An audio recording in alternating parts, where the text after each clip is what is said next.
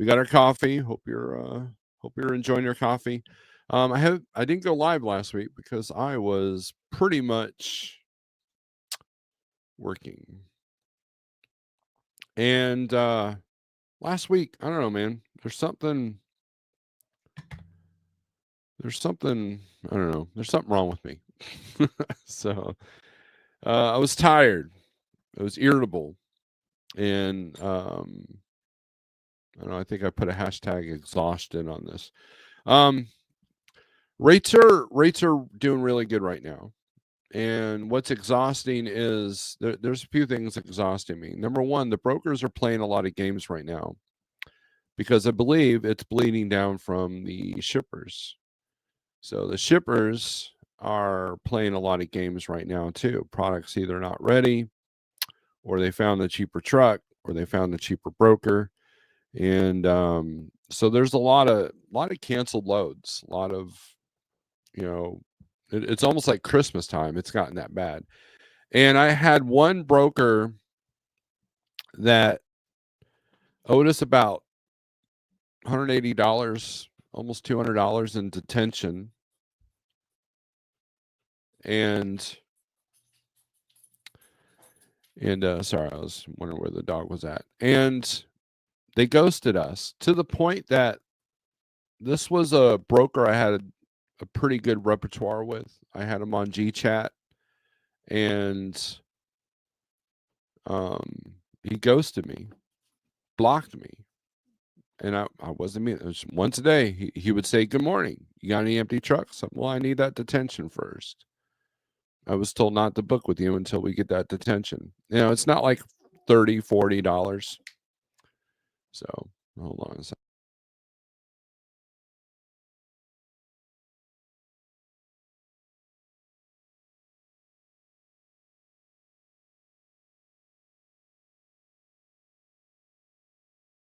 Sorry, dog was harassing the cat. So, anyways, my numbers are going to hurt for a while because I have not been consistent with my live feeds. I need to be better about doing videos, recorded videos. I know when it comes to YouTube, I'm horrible.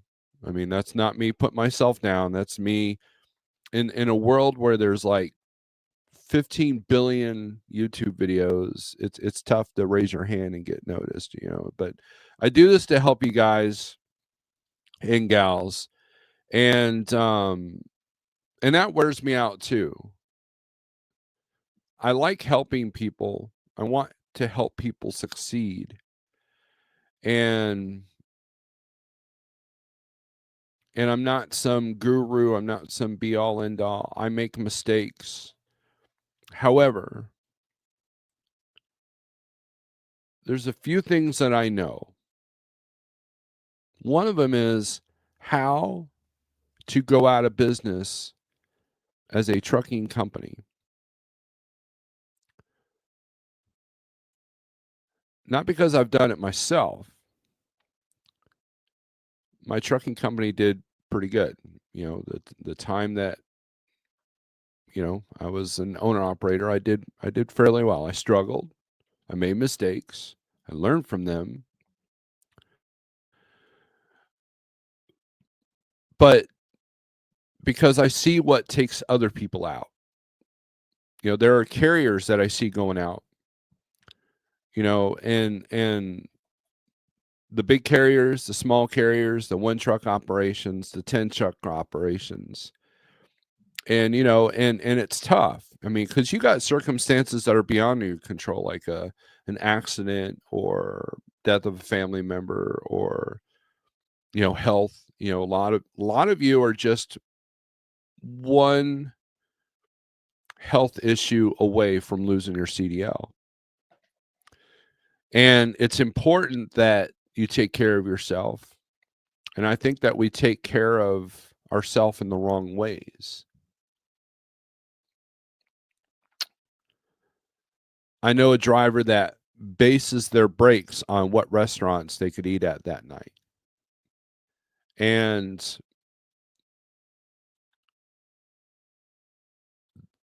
this is not a healthy person. And it's one of these people that, like, this is all I know. The CDL is all I know. And here's the thing. I'm we're not going to talk about spot market just yet. That seems to bore you guys anyways.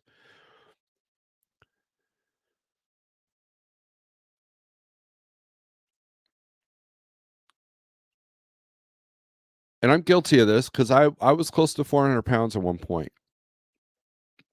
So I get it. But there's a lot of people that I ask that they're miserable in trucking. Oh, I hate trucking. I hate doing this. It's not fun anymore. The magic is gone. The glory's gone. Blah blah blah. And then I go, well, why do you do it? What else am I going to do? I don't know how to do anything else. Everything is riding on me being a truck driver.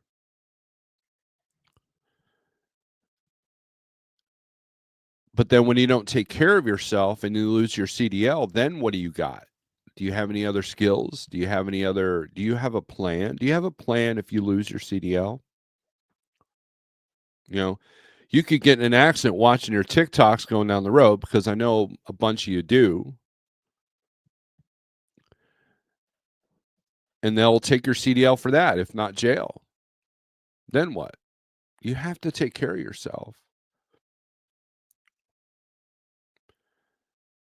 Because if all you got is trucking, well, then act like that's all you got. Here's the thing. We live in a world of entitlement. And I'll give you an example. When I was at Schneider, I used to go to the OC a lot in Dallas. And if you're going eastbound on 20, you get off the ramp, you take a left, take another left, and then Schneider's the first right. It was. The OC is further down now off of 45. And there was a family.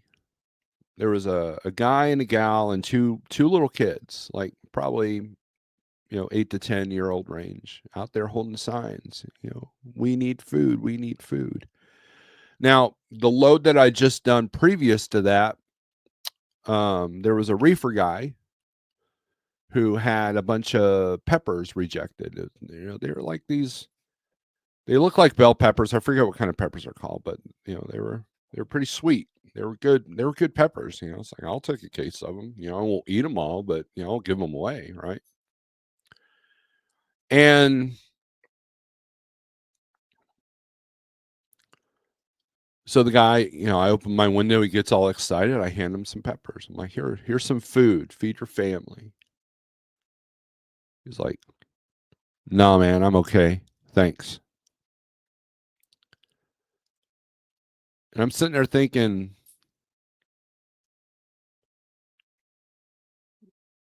I don't think you're really hungry then.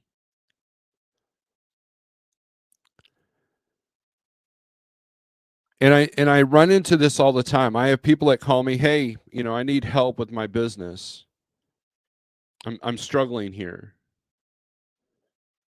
People used to do consultation calls with me that outside the carrier, mind you, this is not, you know, carrier specific. It's just general because people call me, people email me, and I tell them the truth. And here's the thing. The truth can sometimes hurt, even though it's a form of love. If you sit there and tell somebody that, "Oh yeah, you're okay, you're fine. Go ahead and drink that next 6 beers. You're fine. You're it's okay." You're lying to that person. That's not love. It's like, "Look, dude, get off the beers. Stop doing that." That's showing love. It seems harsh at first, but it's love. Telling the truth is love. Okay? And so I have drivers call me, "Hey man, I'm struggling." I'm like, "Well, let's see what your operation looks like." Okay, and well, I don't do this, I don't do this, I don't do this, I don't do this, and I don't do this. Okay. You're up against millions of other truck drivers and trucking companies.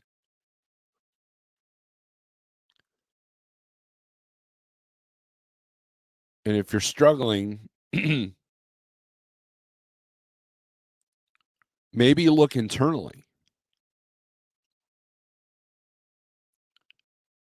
and it's entitlement. You're not hungry enough. If you were truly starving, barring some kind of allergy, you would have taken those peppers. Because I have given food to homeless people that were just grateful. I mean, you can give a person stale bread and they'll be grateful for it if they're hungry enough. I mean, I would be. You know, and look, people are in pain. You know, and maybe his angle, what he was just using emotion. They just wanted handouts. They just wanted money, and they were, you know, and it depressed me a little bit as I go into the Schneider yard because you know they're teaching these kids that hey, just go on the street corner, hold up a sign, look sad, and people will give you money. And what is that going to do? It's going to ruin their lives because it's going to show a form of entitlement. Well, you got more than me, so give me some, right? And I think that we do that with brokers too. Well, the brokers are making more money than me, so give me some. Not realizing that a lot of the shippers hold the cards because the brokers are tripping over each other trying to get the lowest rate from the shipper, and then hopefully they can get the truck moved for that lower rate so they keep their profit margins. But everybody's profit margins on the brokerage side are probably struggling a little bit right now. Why? Because rates are up, volumes are up, capacity is tightened. The non-domicile CDL thing is making an impact finally, and um, not getting political. I did watch the State of the Union address, and Trump mentioned about non-domiciled CDLs and illegal aliens being put in semi trucks, and he showcased a small girl that was injured, almost died because of an accident from an illegally obtained CDL driver that crashed. So there's some changes coming up. The brokers aren't ready for it.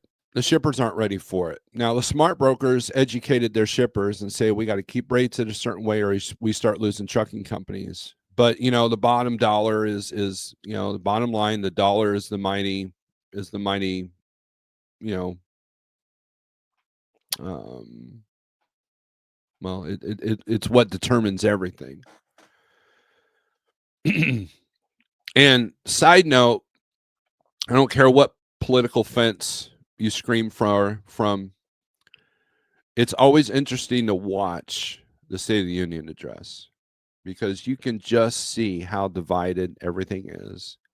You can just see a lot of the fluff that has been, is told on both sides.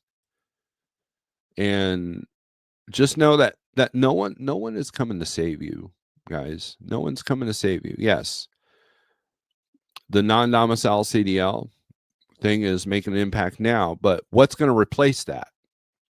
Think about this. And I'm rambling here before we get into the freight.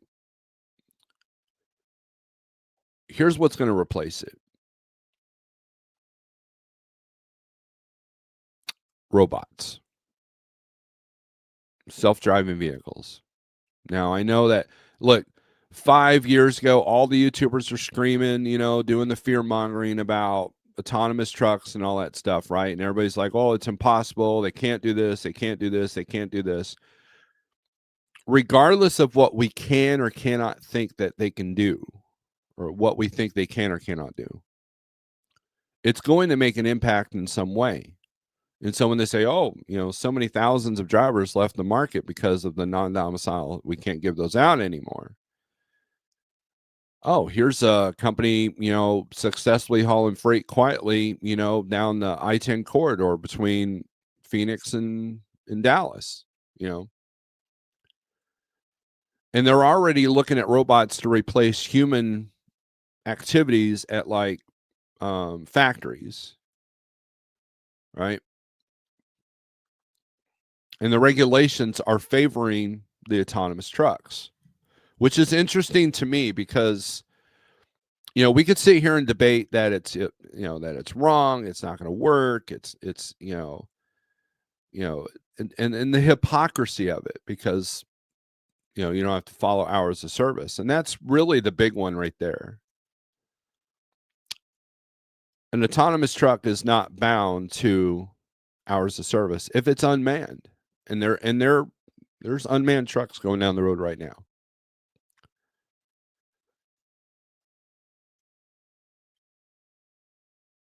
But the hypocrisy is, so they know that the hours of service can be a hindrance, but we can't be left to our own devices as drivers, because if given the ability, we would drive 20 hours straight if we could, which is unsafe. Remember, I drove during the paper days at one point, and I know. I watched what my dad did back in the day.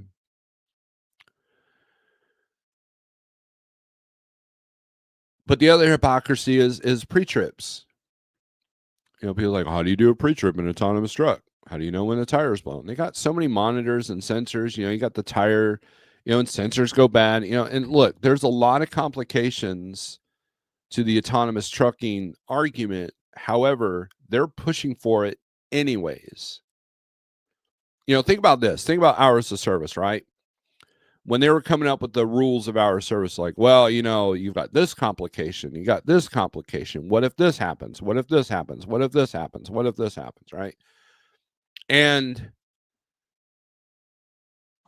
did that keep them from passing the hours of service rules? No. They just said, sucks to be you, deal with it, and we'll give you a ticket if you don't.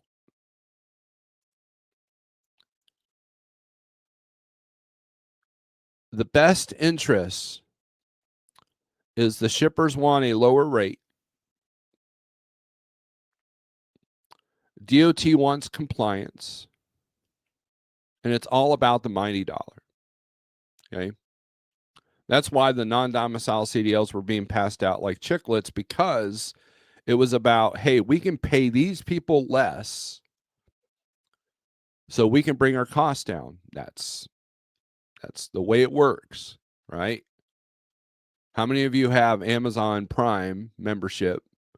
I know I do. Why? Because it saves you in shipping. If you're ordering 10 things a month, man, that alone pays for it double, right? The $15 a month that you pay. And we want it here tomorrow, which is why, it justifies Amazon having 30 million, whatever, that's a rough number, of warehouses and drivers. It's all part of something that feeds the system, right? And so what you have to do as a driver is recognize the fact that they are against you. They don't like you. They want to replace you, either with someone that will sit down and shut up and do what they say, or a robot that will do what it's programmed to do. It's that simple. And so when I run into an owner operator who self-dispatches and sits there and says, I don't do this, I don't do this, I don't do this, I don't do this, and they've got zero credit, no money in the bank, and they're broke, and their truck's all, hurting, it's time to go. It's time for you to go. And it's exhausting trying to help people that won't help themselves. Now, I'm not holier than thou. I speak from experience, because I was once the guy that said, I don't do this, I don't do this, I don't do this, I don't do this. Even though as a company driver,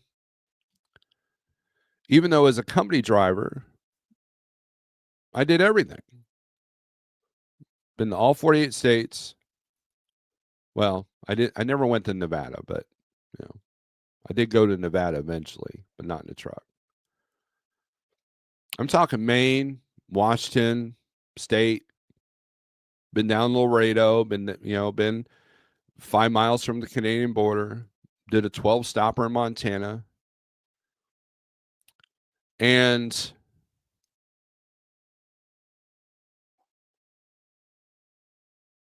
I was tired. I didn't want to do all that. So I'll buy my own truck and dispatch myself and go where I want. Well, the truck was like, dude, I need more money. And the truck dictates your business. It gets the money before the family does. It gets the money before you do. Why do you think all these lease purchases, they take the money directly?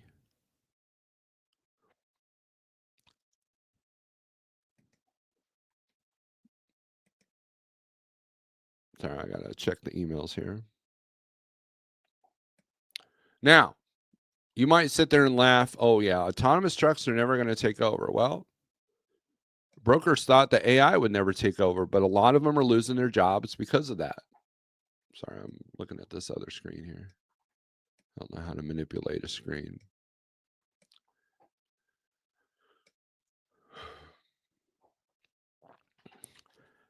Every single day, I'm talking to an AI person either via email or voice. Hi, I'm an AI agent. What is your MC number so we can start our conversation? I tell him. Yes. What load are you looking for? You tell him the number. Great. Here's the details of the load. And you hear this. All right, this load is freight of all kinds, and it picks up in Atlanta, Georgia, between 8 a.m. and 2 p.m., and delivers in Miami, Florida. And we're looking at a rate of $2,100. Will that work for you? No. Okay. What is your best rate? 4 grand. Hold on while I get you to an actual agent. And then Joe comes up, hey, what's up, man? Yeah, what's your MC number? You know, and like, but the AI has become the filter, right? Every single day to the point that I'd rather email this thing than talk to them. And it was funny. I was on the phone with the driver. We were looking for a load for her. I'm like, oh, here's a load. You know, we were looking at the load board. Here's a load. It's picking up, blah, blah, blah. And she's like, well, there's a phone number. Why are you going to email him? You want to call him? Let's call him. So we get in a three-way call, and sure enough, it's AI. I said, look, if I'm going to talk to an AI, I'd rather do that on email where I can still look for other loads while I'm negotiating with a computer.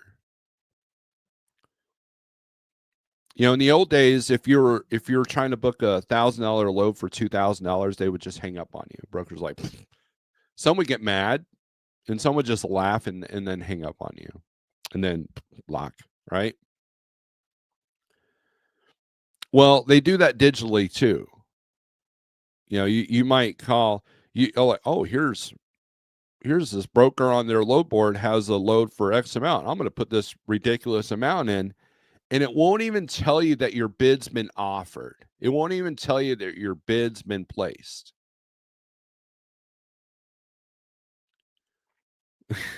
and and and you're like, huh? And then the load disappears off their board, like not because it's gone, but because they don't want you to see it because you're being a butthead about it, right? This is the new world that we're living in. This is the world of logistics. AI is taking over. It's determining the pricing, it's determining the capacity, it's evaluating everything.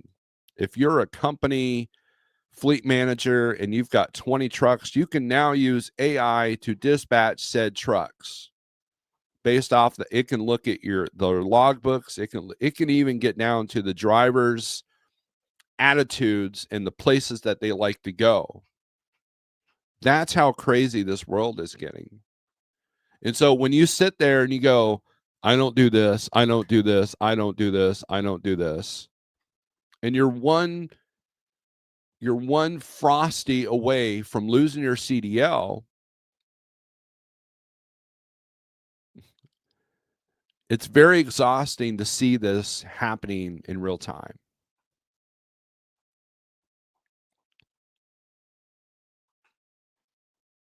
Back in 2020, when I was still in the truck, I was doing my morning coffee lives were just morning coffee thoughts. They weren't live. They were recorded videos of me sitting in the seat, just like 90% of America on TikTok, and sitting there going, hey, here's my thoughts. And one of my thoughts was, in order to survive what is coming, and that was the COVIDs, right? You were going to have to be physically strong, mentally strong, financially strong, and spiritually strong. I was not wrong. Everybody's finances got flooded with these EIDL loans and triple P loans, and like, now we can do whatever we want. Never mind that $60,000 to $100,000 I'm in debt. Nah, that's just 4%. That's like $200 a month. Yeah, for the next 30 years. How many trucking companies do you know that have been around for 30 years on your level? Small level, right? Next thing you know, we're eating good. Rates are through the roof. And the government says, yeah, we'll give you a couple of years before we're even billing you. It'll be okay. And then people started to drop like flies. Because when it came time to pay the piper, it was a bad deal. We get entitled, we get comfortable, and we forget how to work.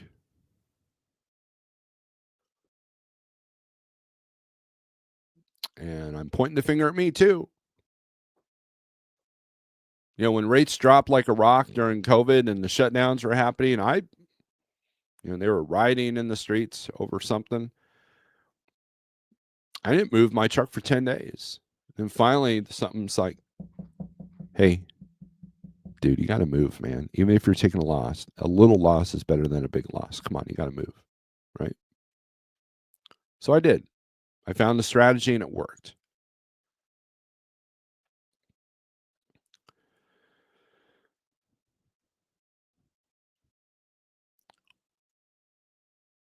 If something's hard, why is it hard? Is it because of something you're doing, or is it because something you don't know? When you first enter the spot market, it's hard. Okay, it's difficult. So the adversity is because you have a lot to learn. But then after a while, when you've been in the spot market for a couple of years and you still have this adversity in the spot market, it's because you're not learning. So that's self-inflicted.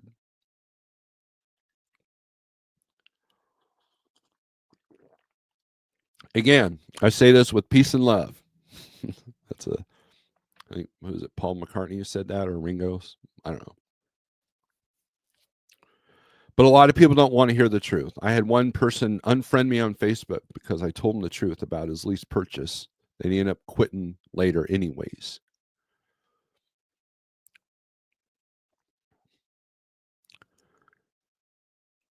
Logistics is a big world, and you got to find where you fit in.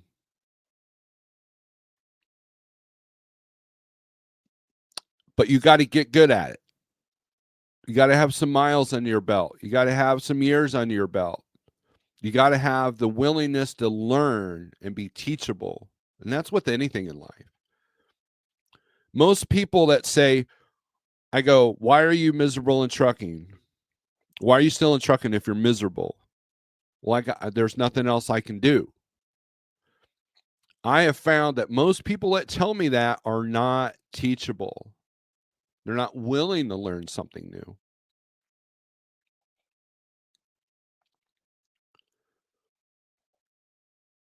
So, anyways, that's my soapbox moment for today. We've been at this for 32 minutes. Look, if you need some help, email me, snorelord@yahoo.com, or you can go to my website, snorelord.net, and I'll help you. but prepare to hear the truth. I'm not going to be brutal. I'm not going to be like, sucks to be you, dude. You're stupid. I'm not going to do that. But what I will say is, well, and I'll give you an experience that I experienced. Oh, there was a time where I was behind on my truck payment, and so I had to stay out. I took that high paying load into, this area that I normally don't run. But, that's how I overcame that. Look, if you want to run the spot market and you want to just go where you want leisurely, you have to earn your way to that point. You can't do it with a $1,500 a week truck payment. Unless, you've got a wife at home that's rich, or a husband at home that's rich, but why would you be out here anyways if that was going on? Number one. You can't do that if your home bills are through the roof. If you got if you got all new vehicles and your house payment's pretty high, and you've got 8 kids and they're all going to college, you can't afford to be picky. Hey, here's the highest paying load. It's 10 stops. It's paying better than anything else on the board, and it's going into New York City. Well, then you do that load, right? Because you got bills to pay. You don't have the luxury of going, I don't know. I'll find the load tomorrow. Okay, but you're broke. Your truck's broke, right?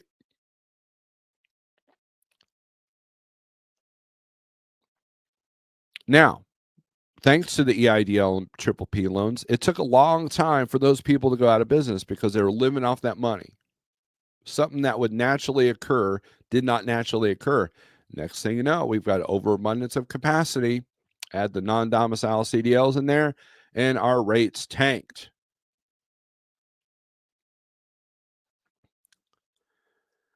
Understanding the ebb and flow of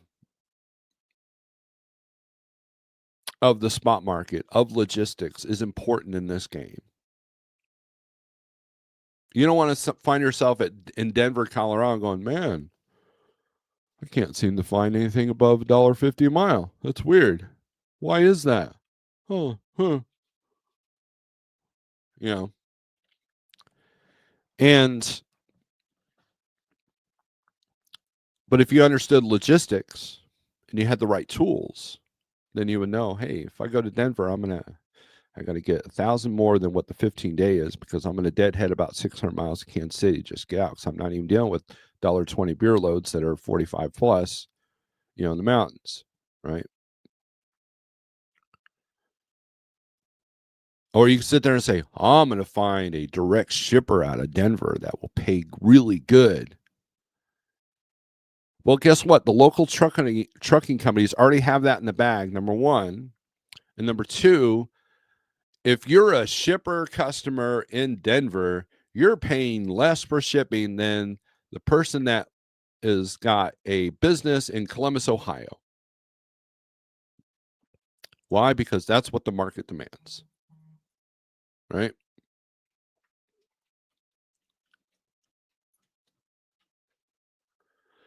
So, this is my soapbox moment. If you can't help yourself, how do you expect other people to help? And it's not just in trucking, it's everything in life. If you are not holding yourself accountable for your actions and your life still sucks, then you have to take a look deep inside yourself, forgive yourself, and then start going forward. I had to do that for myself. So I'm not speaking like, oh, la, la, la, la, like a lot of these YouTubers do. I am speaking from my weakened, humbled experience that I've gone through.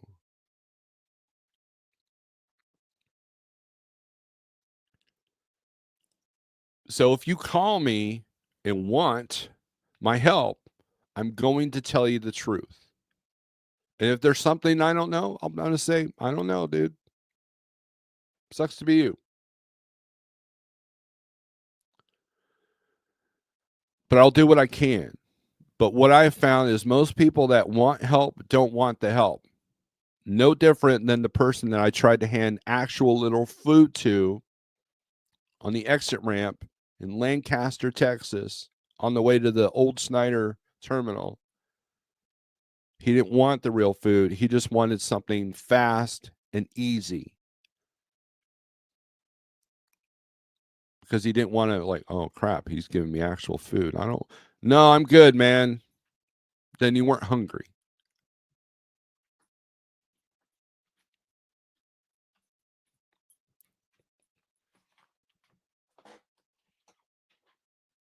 No.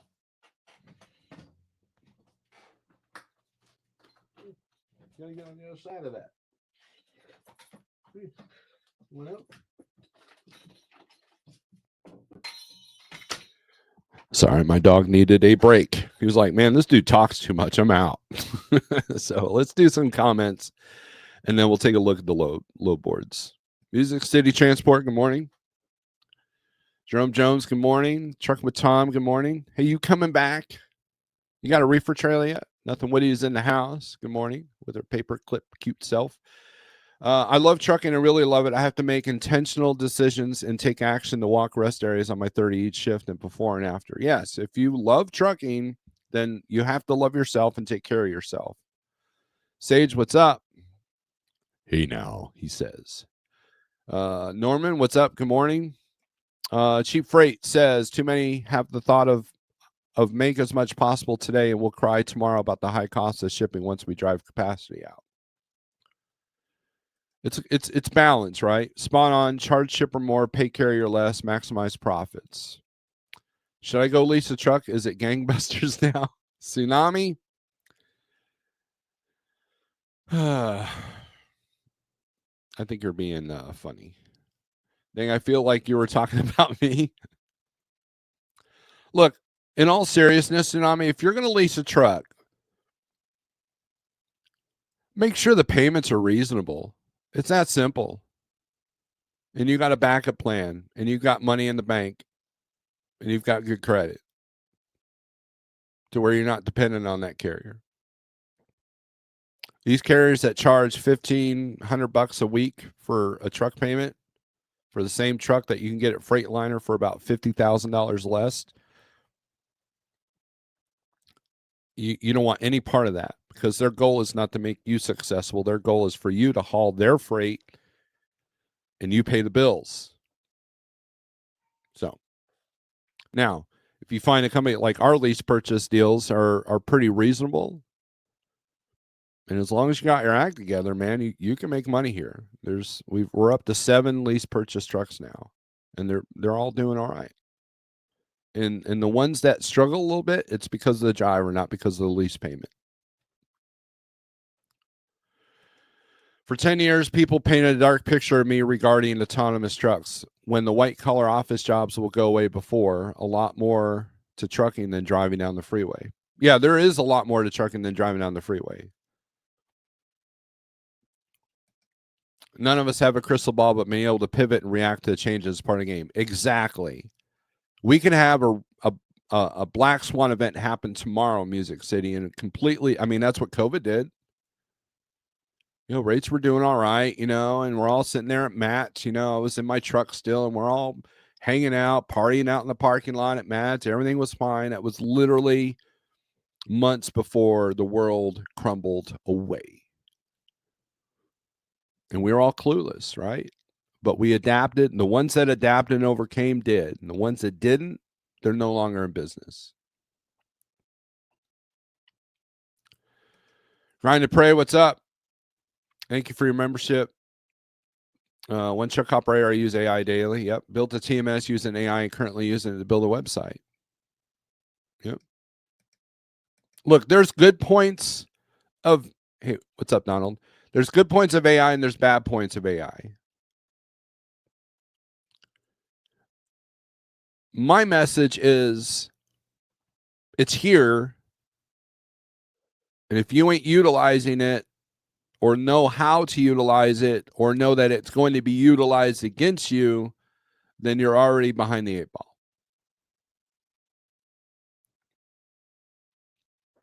Because it's here. It ain't going away. In fact, they're building more. And it's part of our world now. So, Chief Railer, I'd like to learn more about that as well. Grind and Pray says, Paxton, my first experience was definitely challenging, knowing how to navigate spot market, fueling, etc. Thanks for your gems always, brother. Well, thank you. Jose, what's up? I'm 1,000% correct. Thank you. You were just in Lancaster yesterday.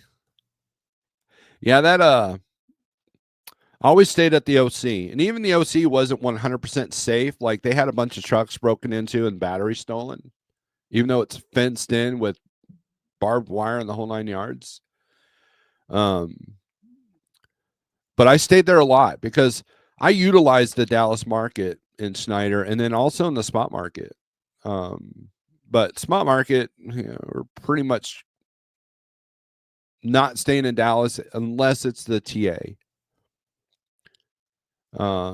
You want to stay away from that pilot there in Lancaster because I remember one time I was with Schneider. I was picking up a load of water from Nestle Water right down the road, and I had to scale it. And I was on my way to Arkansas, and it was 2 a.m. I just gotten loaded. They took forever to load me, and there's no parking obviously. So I go on the fuel island. I get my fuel. And then I get my CAT scale ticket and I pull forward. Now, this whole process between getting the CAT scale ticket, the fuel, and getting my coffee, which there's a funny story with that too. I was there for a half an hour. Now, nope, there was no trucks behind me. Don't get everything in a wad here. And I got a message on my Qualcomm. Do not park at that pilot. If you need a place to park, here's the address to the OC. I mean, they were freaking out. There was an automated message that detected I was at that pilot too long. And what's interesting is I walked in and there's a security guard. It's like some old dude that probably 90 pounds wet, right? And he's sitting there like, and what I would do is I would take my mug and I would get the hot water for later. So I could have tea later. Put it in a mug and, one of those big, huge Yeti mugs and, that way. And he demanded to see the inside of that cup like I was stealing coffee. I'm like, you literally have all kinds of crime going out in this parking lot, but you're worried about me stealing coffee that they're just going to throw away when it's not fresh anymore. It's like, meanwhile, I paid for my coffee. The world is messed up, people. Everything's backwards. Like, and every day you should wake up and like, oh, I guess we're doing this now. Because you can't control it. You can only control your reaction to it. David Edwards, what's up? Pam, what's up? All right.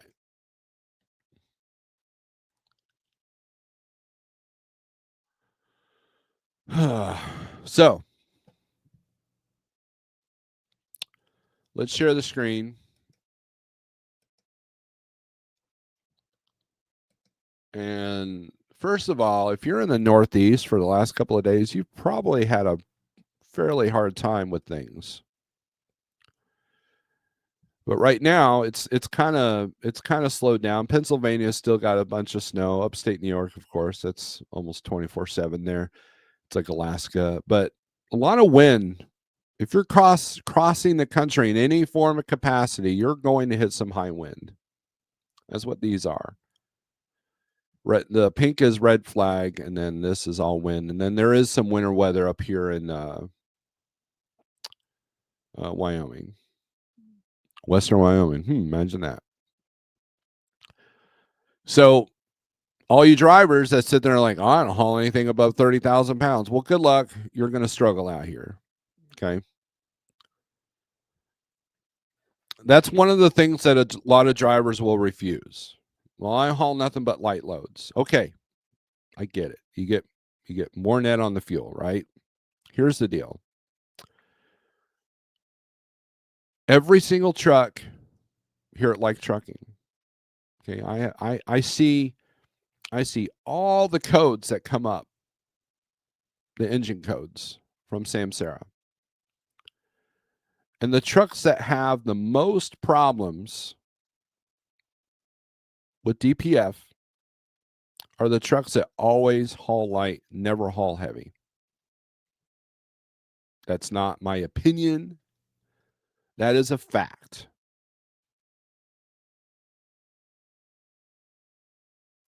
You have to haul heavy load every now and then. Hauling 45.5, as long as you're legal, for 300 miles ain't a big deal.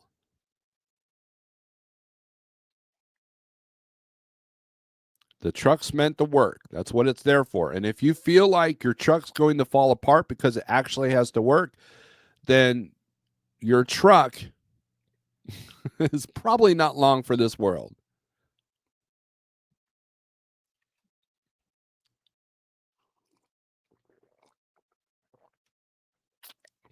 My first truck, Peterbilt, in the summertime, I had to haul light.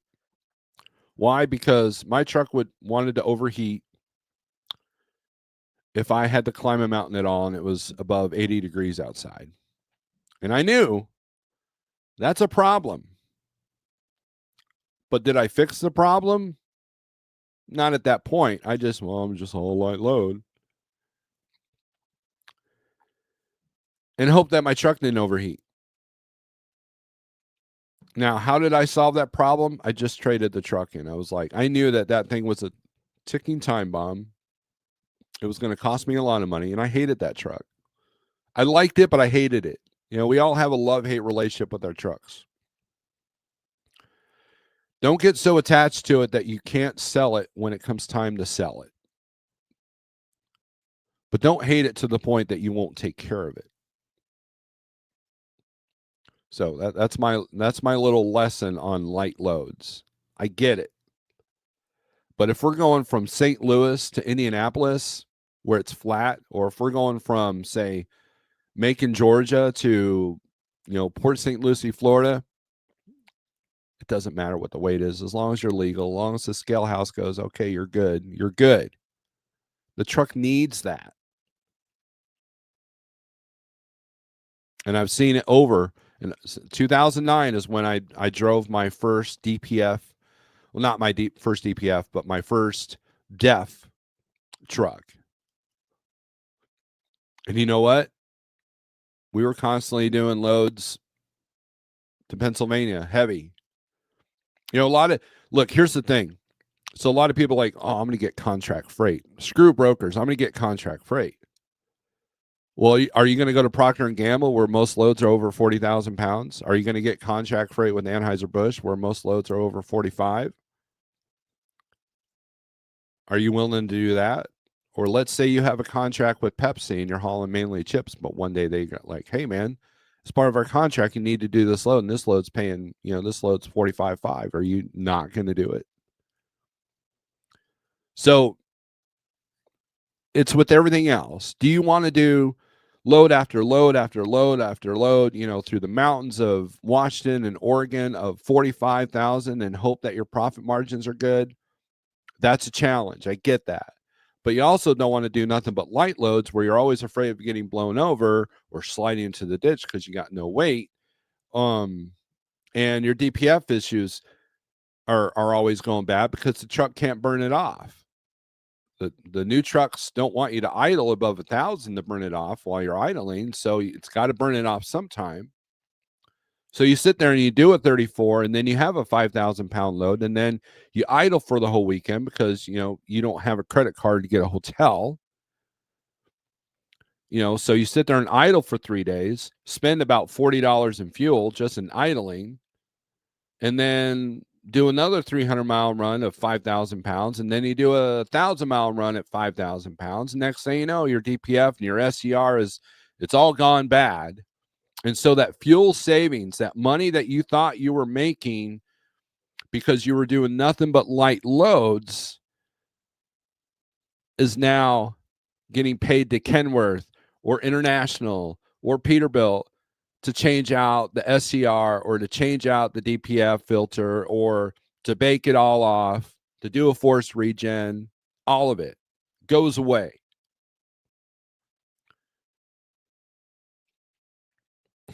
that's there's balance. Did I take a 40,000-pound load through West Virginia? No.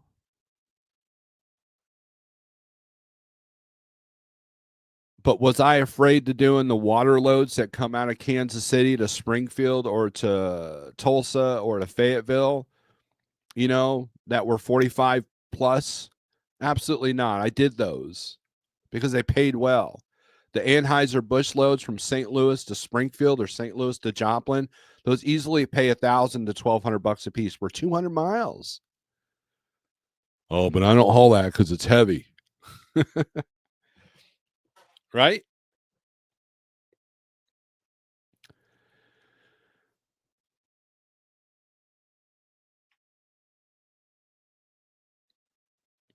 So, anyways, I can go on forever, and I know I'm being really kind of a butthead today, but I'm fed up, right?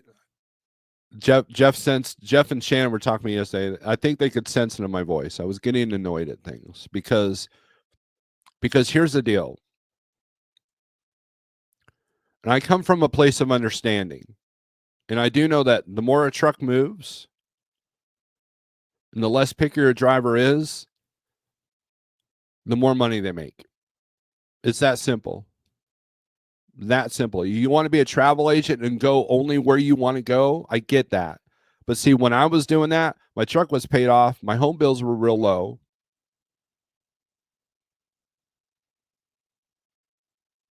And I could afford to do that. But I had to earn that. The first month I owned the truck, I stayed a full month out. I know some of you are like, I spend 3 months out all the time. Well, for me, a month was my limit because even long haul as a company driver, I was home every other weekend, or if not within 3 weeks. So being out a month was the limit for me, my wife, and my kids. But man, my pocketbook didn't struggle. And I had to do that because I missed a month of running because from the month that I bought my truck to going to Landstar it was a full month. And so there was no money coming in at all except for my wife's job, right? So I had to do what needed to be done.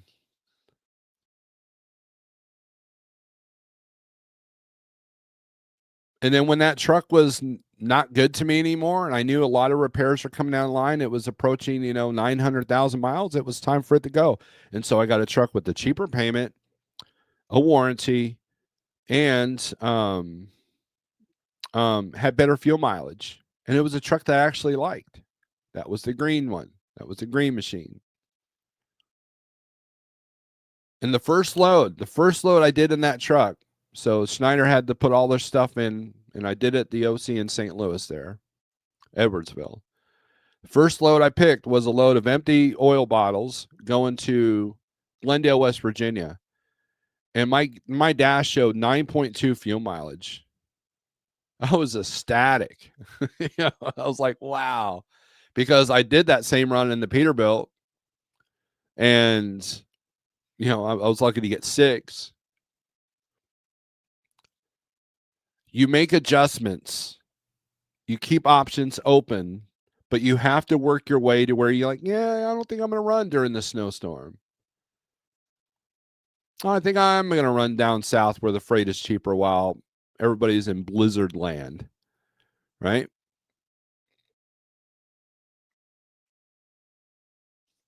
Here's a good question. Well, here, let me go with this. You guys are talking about electronic stuff. Granted Prey says these semi trucks made to haul heavy actually hauling lightweight all the time. Hinders the truck, causes more issues long run maintenance wise. It's a proven fact. There you go. Sean says Carlisle OC breakfast getting smaller portions, 35% off the top. Should be bigger food portions.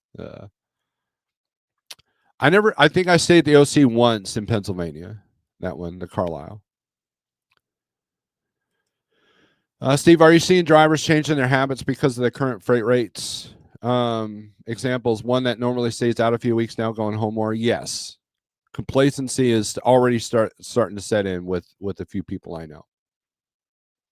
Again, I was guilty of that myself.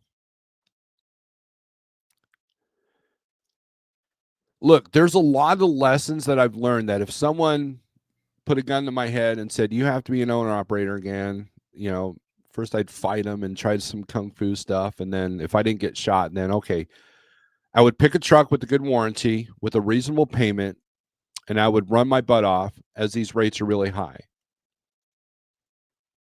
Would I stay out 3 months at a time? No, because burnout is a thing. If you burn yourself out and then you end up taking 2 months off because you work for 3 months straight, that doesn't do you any good. So it was always about balance. So for me, it was like every other weekend I would go home, just like I was taught in the first 6 years of being a company driver. Because eventually you need a restart. And I'd rather do those at home. And I live in a good freight area. I live right off of the interstate. So it's easy for me to do. Now, if you're living in Wyoming or Montana or North Dakota or South Dakota or BFE, Utah, that's a little bit harder to go home every other weekend. But if you live in, say Missouri, Illinois, Ohio, Indiana, Michigan, Wisconsin, Minnesota, Atlanta, Georgia, Arkansas, you can do pretty good and be home every other weekend. It's about balance, right? But I deal with people that I've talked to people that, oh, here's a load, one and done for 10 grand going into Maine. But it's 45.5 and there's a snowstorm coming. They'd be like, no, I'm out. I'm not doing it. For 300 miles or something stupid like that. You're not hungry enough. It's that simple. So for me, it's always about balance. When I'm dispatching a truck, I try to find balance according to their personality, according to what their wants and needs. And as long as they're not too unrealistic, I will make them happen. But every now and then I'll see a load. I'm like, hey, I know you hate heavy loads, but check this one out. I know this customer. I know this deal. It's easy.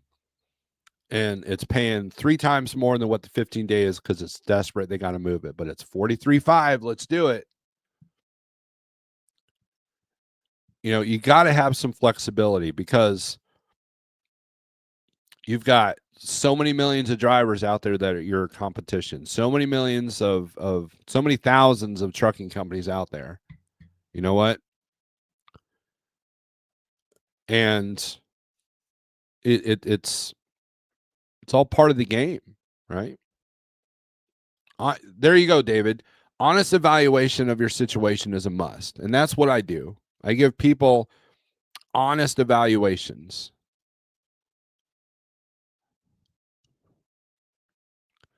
And some people don't like that.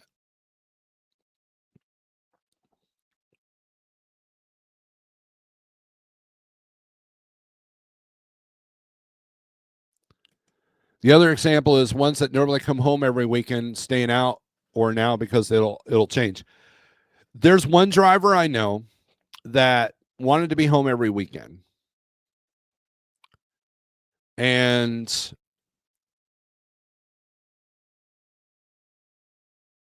so that's what I did. I dispatched him. We got him home every week, which he lived in a good freight area. It was a bit of a challenge because he didn't want to do 34s on the road. However, he started to dispatch himself, which was fine because he's a pretty smart dude. He knows what's going on. He was just kind of leaning on me in the beginning, which is fine. That's what I do. I train drivers how to help themselves. And next thing you know, as he's dispatching himself and he's getting better and better rates, he's staying out more. And that's essentially what I did with my own truck. It's like, hey, while the rate, make hay while the sun's shining. I watch I haven't watched him lately, but Sammy makes sense. Sammy Lloyd from Makes Sense. He got into the owner operator game because he wanted to work. Basically, he would run his butt off the first 2 or 3 weeks of the month and then take the month off or the rest of the month off. And that's kind of how I ran at Landstar. I would get the money up to a certain level and then I would be relaxed for the rest of the month. And get all your bills paid in the beginning, and then you can relax the rest of the month, which is why, check this out. It's going to blow your mind. Why is it? Why do you think that most lease purchases are weekly? Because if they charged you monthly, you might have a tendency to go, you know what? Here's your $4,000. I'm taking the rest of the week off because that's not productive to their freight that they need moved. Think about that. Hey, this is Snorelord. Thanks for watching this clip from one of my live feeds. If you don't mind, hit the thumbs up, subscribe, and we try to go live and we try to do some recorded videos. And hit the thumbs up, and it helps the algorithms. It helps the YouTube, Google gods. So thanks for watching.